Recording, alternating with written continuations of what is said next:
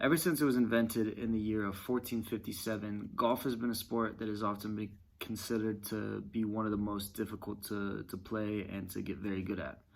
Although it's been around for over 500 years and the equipment has exponentially improved, the vast majority of golfers are still struggling to play the sport at a consistent level.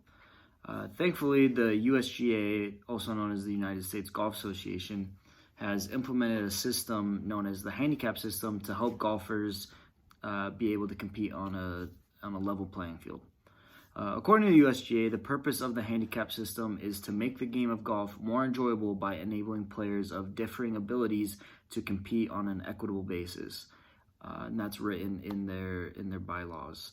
And this means that golfers of all ages, regardless of their age, their gender, or their playing ability, can compete on an equal level.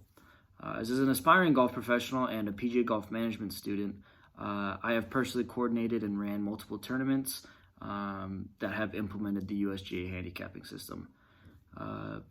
Gaining a better understanding and learning about the handicap system and how it works can help both current and prospective golfers to, one, be able to actually compete on a fair level, and two, to potentially increase the participation in the sport. First, I'll be defining, one, what exactly a handicap is. Second, I'll go over what it takes to acquire a handicap.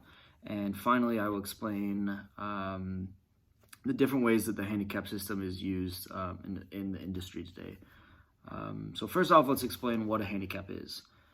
Some people may think that having a handicap is a bad thing, but in regards to golf, it is actually a benefit to the players. Simply put, as I mentioned before, a golf handicap is a reflection of a player's skill level and is used to equalize the game.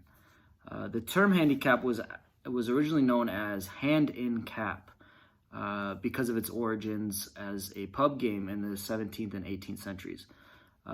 This game, made up of two players and a referee, would have the two players exchange an item with one another, and it was the referee's job to determine what the difference of value was between the two items. Just like this game, although nowadays seems like it might be a little silly, it actually set the groundwork for what we know today as the handicap system.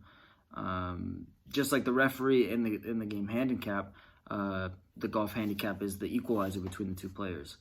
A handicap is a number that is a summary of your recent score average and determines which holes on the course that the player receives an extra stroke or even two on.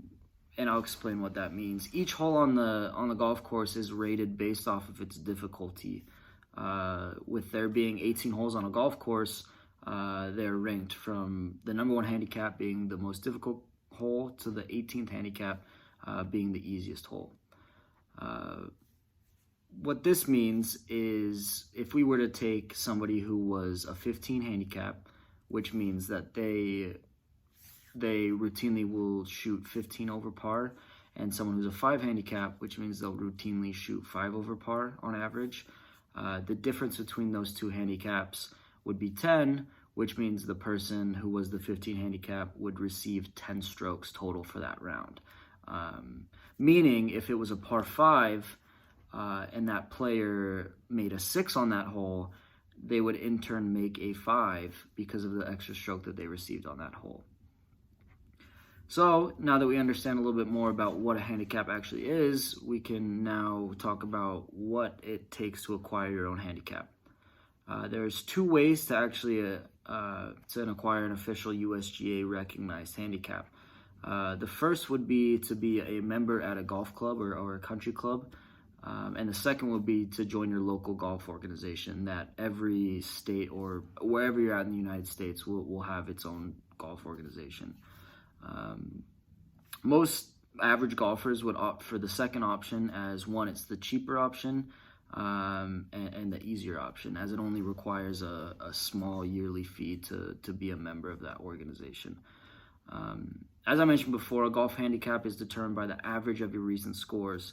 And what the USGA considers Recent would be your last 10 scores, which this adds a little gray area because unfortunately some players will often record scores from either months or years prior, or they will actually inflate their actual score, which is known as sandbagging, to in turn receive more strokes that they often wouldn't need based off their skill level.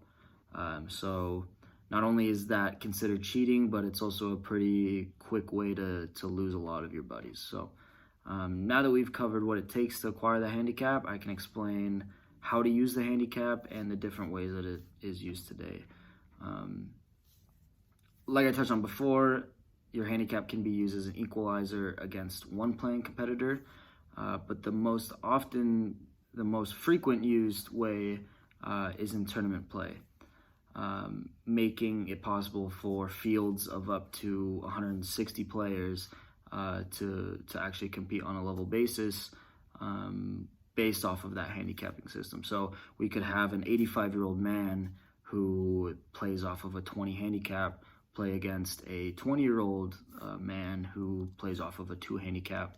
And because that player, the 85-year-old man, because he is not as skilled as the younger player, he would in turn receive more extra strokes to balance that out. So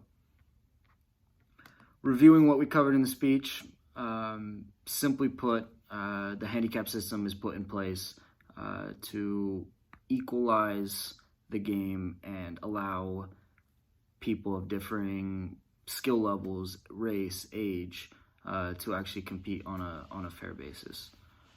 Thanks.